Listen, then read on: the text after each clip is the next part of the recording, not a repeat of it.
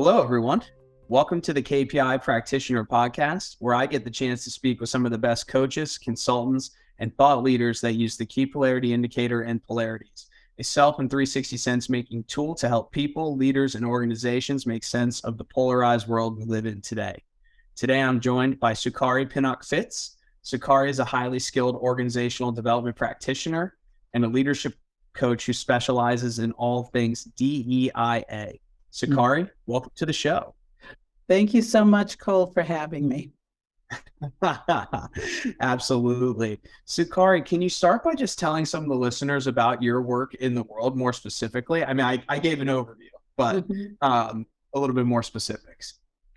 Well, most of my work these days is under the organization development umbrella, which includes for me coaching and diversity, equity, inclusion, and accessibility work. So I do a lot of training of coaches using a model called the fifth domain coaching framework. And it is a model I co-developed with another coach of color, Amber Mays.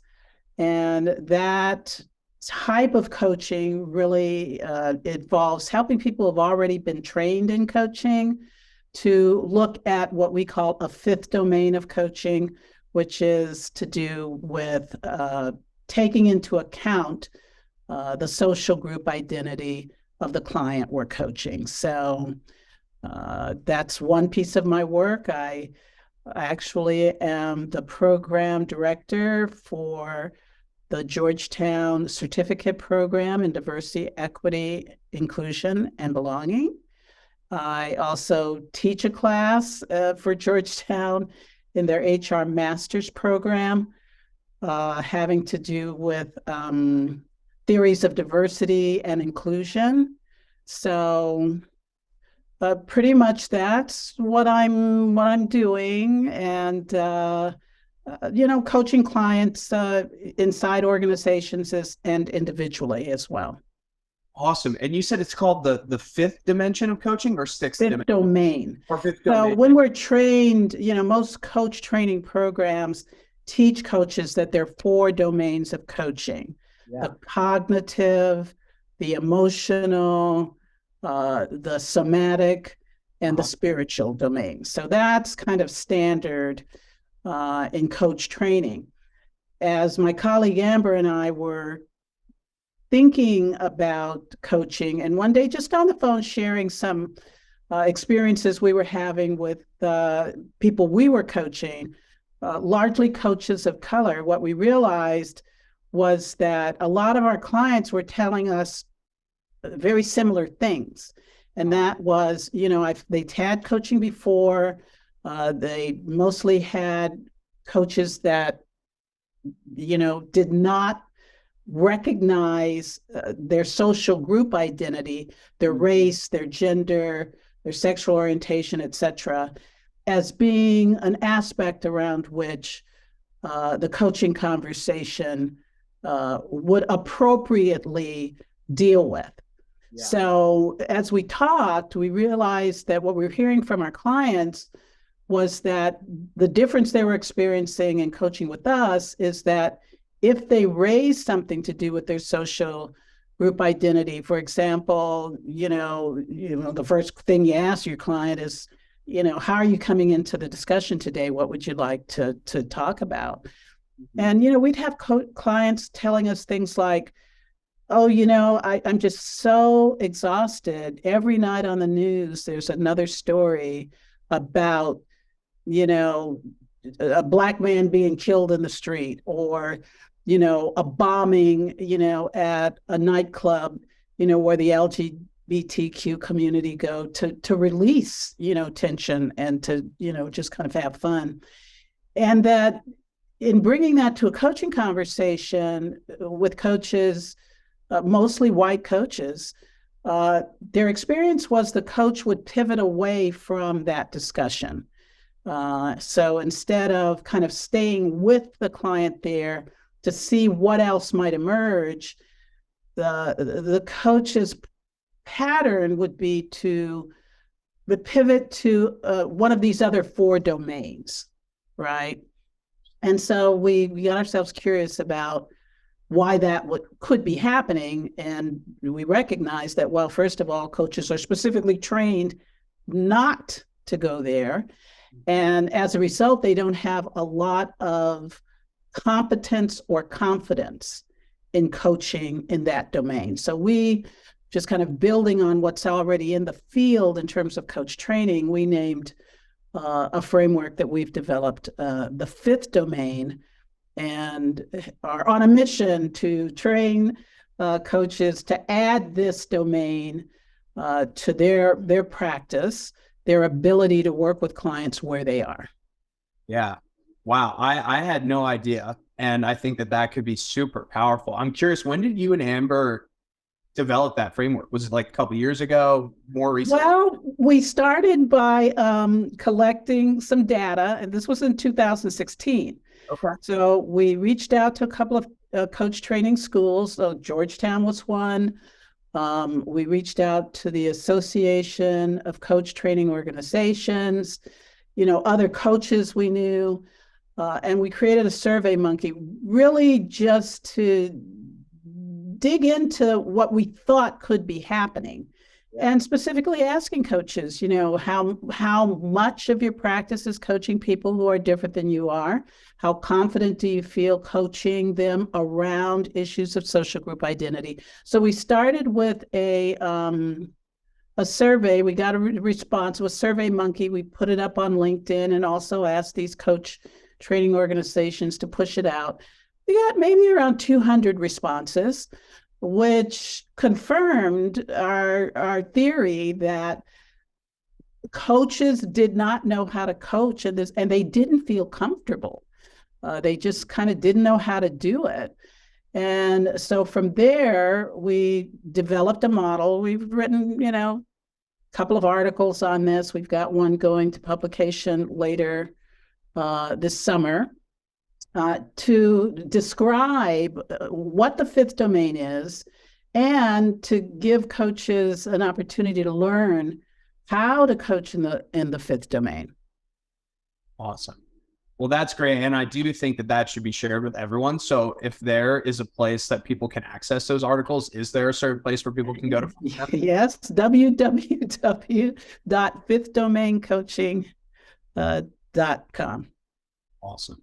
That's great. And I would love to know when the next article comes out, because we would love to post that on LinkedIn and spread the word, because I think that is fantastic. Oh, thank you so much. We would really appreciate that. And the next article actually will be a series of articles, three components, which kind of make the case for why this is important, then kind of share what the competencies are, and then a how-to piece on helping coaches start on their own to think about some of the things they might need to be more curious about in their coaching practice.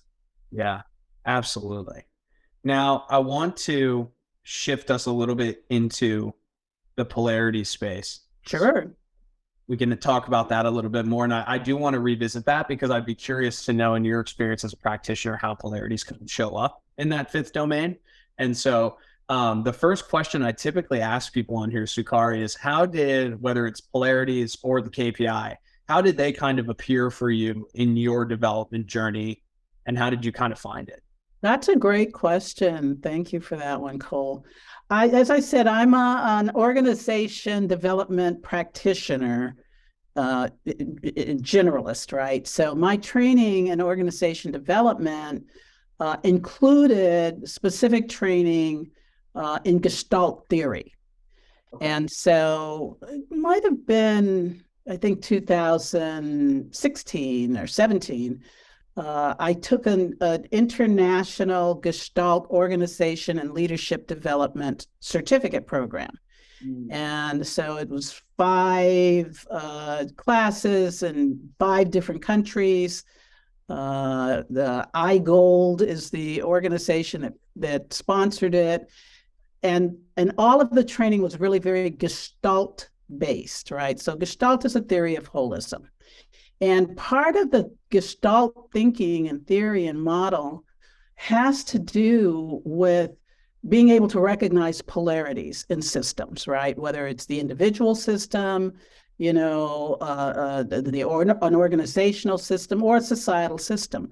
What are the polarities? Because when people can't see polarities, then they really can't manage them, right? So, so that this certificate program I took, had a portion of a class that talked about how polarities work. Now, I'd been familiar with polarity theory as introduced by Barry Johnson. And I just have to say, and I think this is, again, a way in which people don't recognize differences in other people, but I must have taken 3 or 4 workshops on polarities using the Johnson model.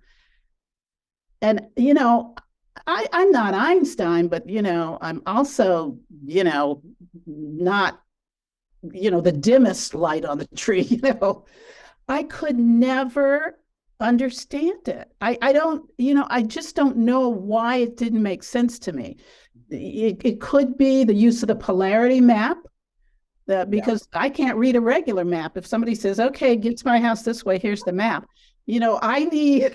I need Siri or somebody telling me, how to get there. It's not a natural intelligence for me. So I'll say that. So after I'd finished this Gestalt certificate program, which again, Gestalt theory really honors understanding, polarities. I left thinking, well, I still don't know enough. I kind of get, I get why it's important. Yeah. I just don't know that I'm getting, what I want to be getting out of the concept of the theory of polarities. Yeah. So as the universe often does, I got back from the last class in this program in September, and I had an email waiting for me from the Georgetown School of Continuing Studies, offering me as a program director the opportunity to join a cohort that Brian and Kelly were doing for Georgetown at the time, for an insanely small amount of money. Really, it was just, insanely small amount of money. And so I've got these 2 things, right? The wanting to know more, and then this workshop at Georgetown that's going to start. I think it started the next month for like practically nothing, because I was a program director at Georgetown in the Institute for Transformational Leadership. Mm-hmm. So I thought, well, you've been saying you want this, it's how we put something out into the universe and the universe meets us.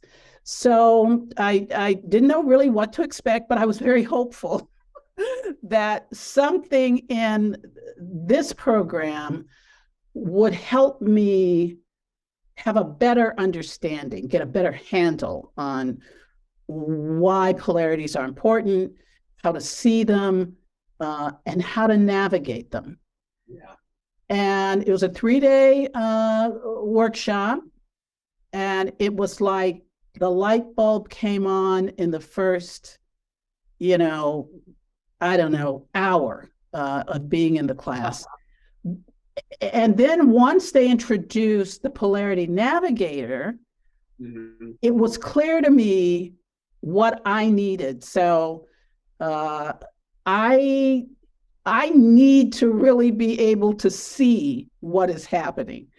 The cycle, of the polarity map, it had escaped me, but the Polarity Navigator gave me a way to see in real time, right? Just kind of starting with some polarities they presented to us, just as a way to be able to start to map what was happening, understanding that we all have a preferred pole when we find ourselves kind of stuck or anchored in a polarity, a pattern, right, that keeps reemerging for us. And it felt just so much clearer to me. It to be able to see it, both poles, to be able to understand what a preferred pole might be for myself and for other people. What happens when we overuse that pole? What are the fears about, not really being able to attend to the other pole? And what makes it a polarity is both are needed, right? You really have to be able to use both poles, or the benefits of both, which is not to say that we have to let go of a preference, only that we have to learn to use a less preferred pole a little bit more in order to improve our effectiveness in being able to navigate the polarity. And it just felt so straightforward to me and so simple and so just easy to access. And once I was able to do that, I was able to see in the Johnson work what was hidden to me. I can stop there. No, I love it. That was just a awesome wealth of information. And I do agree with you. I think Barry's work is fantastic for people to actually recognize and kind of just see what a polarity is. Mm-hmm. And what I love, and Brian and Kelly will tell you, the Navigator doesn't exist without Barry's work. Mm-hmm. They'll tell you that firsthand. And so I think the Navigator does a really good job of exactly what you just said, kind of taking all the goodness that is Barry's work in that map, mm-hmm. and providing both the strategies and actions that we could provide ourselves to step into that less preferred pole and start to see and unpack the vulnerability of what feels scary about stepping into that other pole, which is super, super powerful as well, as we both know. I'd be curious then, Sukari, how the KPI showed up in your journey later on. Well, it showed up in a way that gave me some more language to use with clients and to use with myself. Mm-hmm. And it gives the client who, takes like the KPI leadership, the leadership KPI, for example, usually more than one polarity shows up for a client. At least that's been my experience. Yeah. At least two, sometimes three. It's got to depend on where the client is in their life. And to be able to be in a discussion with the client about, okay, of these things we see, these two or three polarities that might be, keeping you stuck. Yeah. Which one do you believe is most worth working through? Yeah.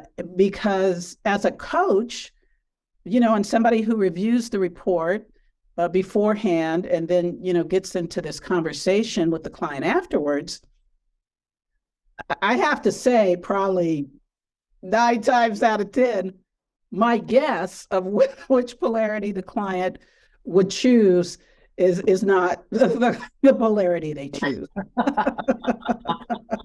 Oh, that's great. And so I've surprised myself in a good way, because it is a reminder that as the coach, we are there to support the work the client wants to do. And so in this regard, the leadership KPI for sure gives the client an opportunity to kind of talk through the polarities they could be suffering based on, what we're seeing in the report. And it allows them to tap in to what they know to be true for themselves, when I asked them, well, okay, of these two or three, which is most figural for you? Which moves to the front for you in your interactions? Because that's where we'd want to start. And so it has been a wonderful learning experience for me as a coach to be reminded that, yeah, I've been working with this client for a little bit maybe, and I think I know what they'll choose. And the client always surprises me because this new data taps into something for them that we really hadn't considered very much. Yeah. And I love what you said about how it's never just one, right? And I don't know if you share this experience, but one of the things that I've seen and I've heard from other people is that oftentimes more than one polarity are actually interrelated. And so, for an example, from the human KPI, I know most people that have a strong preference for take seriously are also going to have a strong preference for responsibility, because people have a preference for take seriously are the ones that are like results now, no excuses. And they're also holding themselves to that same standard. And so they have zero forgiveness for themselves or others. So that's right. It's so interesting.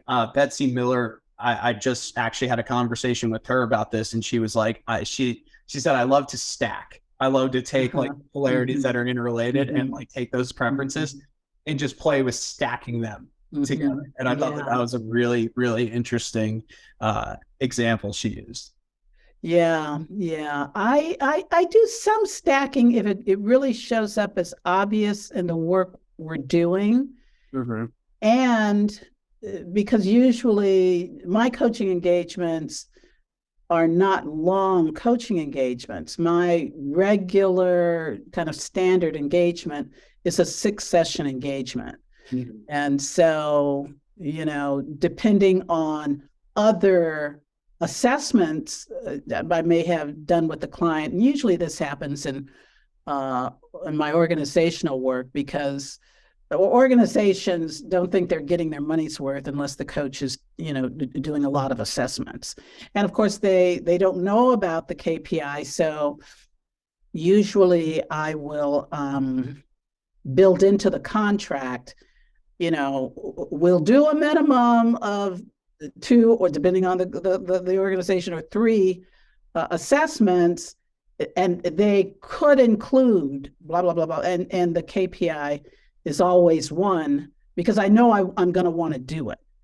And so it's actually very new to the client, who may have done a TKI conflict mode inventory, because they've been in a lot of conflict, and this one client I had recently did a KPI, and I also did like a 360 interview round with peers and their boss and their direct report. And it was interesting because I did the KPI as the 3rd assessment, and there was there was a polarity among the 2 other assessments. And it wasn't until the client completed the KPI that we were able to make sense of why we were seeing this polarity in the interviews, which said, oh yeah, this client can be really funny and warm and engaging, and the experience is often, kind of curt and to the point, and not feeling collaborative. And then on the TKI, the client's highest conflict resolution mode was collaboration. So they were rating themselves as being a really high collaborator. Their colleagues were saying, well, we can see some of that, but we certainly don't see what we're needing to see. And the polarity that, a couple work came up for the individual, but the one that was most figural was exude competence and exude warmth. And so this was a place that in my other work, as a DEI practitioner, this notion of competence for people with marginalized identity is really, really grounded in how they show up in spaces.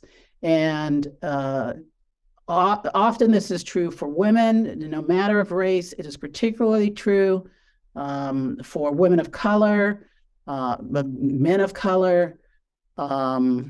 And what clients will say is, I cannot show up in the space appearing to be incompetent. There can be never a time, because I'm not going to get the pass that somebody else might get who doesn't look like me if I make a mistake. And so competence is such a firmly held pole in the polarity of exude competence, exude warmth.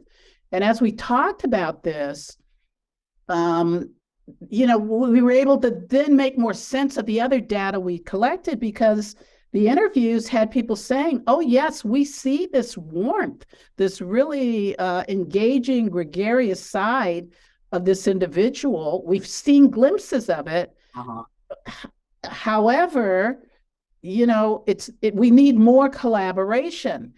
And for the client, it was like this huge, it wasn't even a light bulb, it was like fireworks went off in their mind when they said, okay, I see now that I'm not really showing, this other side that people are asking for and linking. And as I'm talking to you now, I'm wondering, maybe some stacking might have been helpful there, because other people were seeing a piece of herself that she was only letting out, in a very controlled way, and not very often. And so using the navigator, we were able to craft a strategy that has allowed the individual to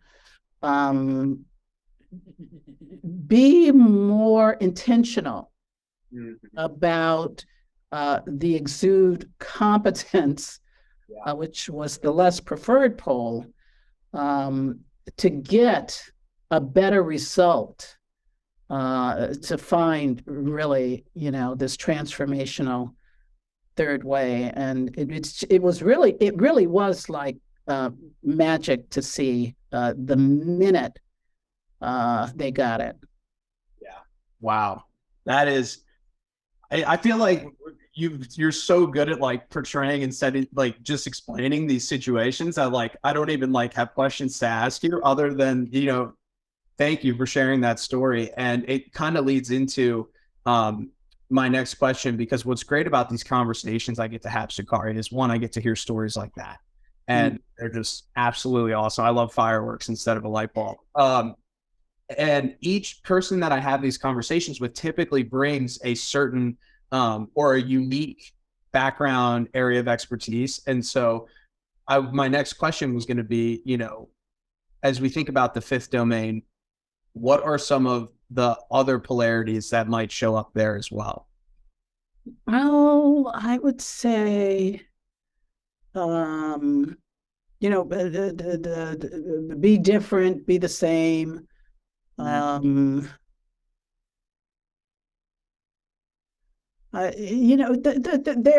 actually are a number of other polarities that show up in the DEI space. I should have done a little bit of looking at, my list of specific DEI polarities, because we also do a one-day workshop in our certificate program using Brian and Kelly's, model.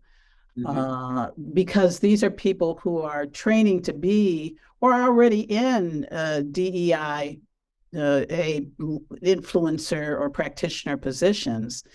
And I have been so impacted by the ways in which polarities show up in DEIA work, that we actually added a workshop to our certification that I co-facilitate with another faculty member, Matt Dawson, who's also gone through the certificate training. So Matt and I do that together, and it has been very helpful. I know a number of people who've done our just 1 day workshop have expressed interest in really getting certified because it can be so powerful.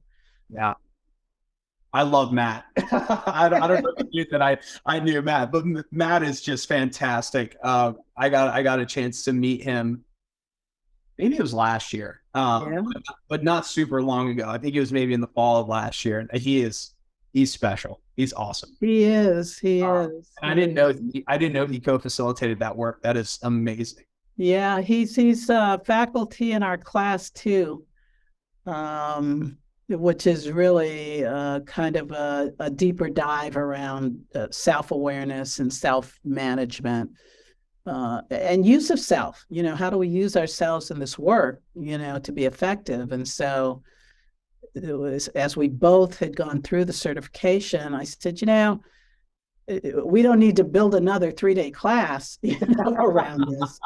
However, I believe introducing the tool and the theory, can help people who are doing this work at least start to see what might be right in front of their face as they're doing a piece of work that is inherently challenging and difficult and prone to resistance, right? Yeah. So we've covered a lot. We've heard some great client success stories. We've heard about the 5th domain. Again, thank you for sharing that. One question that I typically ask people towards the end of these conversations, Sukari, is, do you have a favorite polarity? Well, what I can say in all honesty, Cole, is I have a polarity that I am constantly working. And thanks to, going through the first workshop, I've been able to recognize it in myself, and that is hold tightly, my preferred, and hold lightly, and just learning that about myself, and how it was showing up in me, and how it was really limiting my ability to go farther. Not just in my work, but in my life. It was just one of the biggest aha moments for me to recognize that I didn't have to give up to all the benefits of hold tightly. However, I'd never thought about the benefits of hold lightly. Of course. Yeah. And how doing a little bit more of the hold lightly pole could open, and has opened for me, opportunities that, again, I just would have missed. Because I was so stuck and overusing, to a degree that I hadn't realized was impacting, relationships with people in my life whose favorite pole is hold lightly. So, it just shifted my thinking and examining, what are the fears, what were the trepidations I was holding about the less preferred pole that I hadn't even realized I had this internal dialogue going on about, well, why that isn't good, and this is, the way. Yeah. Well, I have to tell you, that resonates with me on a deeper level, because that is my polarity. Oh, is that why you laughed? and I have to tell you, I actually, it's so funny when we think about how we interact with other people. My younger brother, I have 2 younger brothers. My younger brother, that's not the youngest, he's in the middle, has such a preference for hold lightly. And I can only tell you, like, growing up, I was like, why are we so different? It's like, and it's my sister. It's my sister. And I only have one sibling. And she is like, hold lightly all day long, 24/7, 365 days. I mean, she's like very much. And it's funny, now that you've mentioned this, I've never invited her to do the navigator, thinking to myself that if I could shift, if I could be different in some small way, that would improve our relationship. And it has. Yeah. It has. And she has commented, she says, wow, I never expected you to say yes to that. Oh, I never expected you to let go of that idea, and so I just had it be all on me. And maybe that's another aspect of hold tightly on my responsibility, right? To make it right and to make it better. And we're older, we're the eldest in our sibling groups. And so that might be something else to explore. That might be another interaction we need to be looking, or I need to be looking more closely at. Yeah, we've had some practitioners bring up the idea of polarities and family dynamics before, and those conversations are always both informative, insightful, and humorous, because it's like, my younger brother, my older brother, my younger sister. Oh, I don't get it. And so, yeah, just amazing. Well, Sukari, the last question I like to ask people, because I want to make sure everyone gets a chance to, when they close on the conversation, feel like they said everything that they wanted to. Is there anything else you'd like to share with the listeners?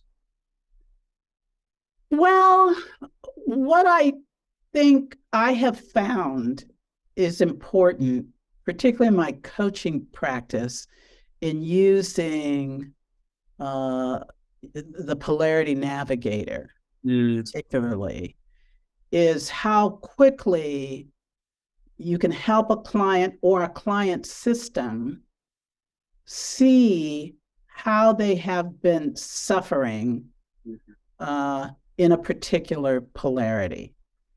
And that, along with deciding early on, are we looking at a polarity, right? Or are we looking at, some other kind of dilemma that needs to be managed? Yeah. And the response from the clients has so informed when and where and how I use the polarity indicator, that I am totally convinced that some of the other assessments that coaches are very fond of, as their go-to, could help clients, I think, get to where they're wanting to go in the work, right? What is the goal of this engagement? What are your coaching goals? What I'm here to help the organization, support doing, particularly in change management spaces. I guess that's what has become clearer and clearer for me over these past few years, since 2018, when I really started working with it, that it's just a very powerful tool, and it's very helpful in my client work, no matter the space, right? So if it's change management, if it's leadership development, if it's DEIA work, it's been helpful in all of those spaces that I find myself in. Yeah, I couldn't agree more. And I think the golden question that we always ask people is it a problem, or is it a polarity? And well, it's so funny because, for us, we always have to make clear, like, polarities is a lens. It's not the lens. Right. And so it's so amazing to hear people after a session, or whether it's a coaching engagement, one of our leadership development programs, whatever it is, and they say, oh my goodness, I see polarities everywhere. And it's like, that's fantastic. But we also have to solve problems as well. Right. That's right. That's right. Like, sandwich or pizza for lunch is not a polarity. That's right. That's right. So, Well, that is so great, Sukari. Thank you so much for the time, for joining me today. It's my This pleasure. was super informative for me, and I'm so certain that it will be for the listeners as well. And so, thank you so much for your time, and I'm sure our paths will cross again in the near future. So, I certainly hope so. all righty. Well, with that, I'm going to bring us to a close, and thank you so much for joining me again, and thank you all for listening. And we will see you next time. And thank you for having me, Cole. I really appreciate it. Absolutely. All righty, Sukari. You take care. All right, you too.